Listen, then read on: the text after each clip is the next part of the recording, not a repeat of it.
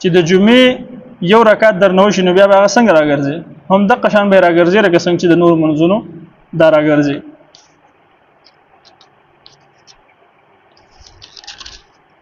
که سړی جنابت په حالت کې جمعات ته لاړ شي یا په جای نماز باندې ودرېږي نو آیا دا ګنده شولو کنه او دا جمعات یا د جای نماز بو سینځو کنه؟ فرمان خان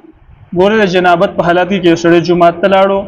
یا جای نماز ته وختلو نو دې سره دا نه ګندګي په دې شرط باندې کې چې د پوری ګندګي دې ګندګي چې هغه د نساسي یا پوری نه خدي یا د خپل پوری یا د نور د جسم پوری ګندګي نه وین خدي یعنی چې مطلب هغه په جمعات په کارپټ باندې ولېږي یا په جای نماز باندې ولېږي کله دې وښ کړه سوي او د دې په جمعات ته لاړو یا ست لاړو جای نماز باندې ودرېدو نو په دې باندې نه ګندګي ها او که څه ګندګي و هغه څه شوله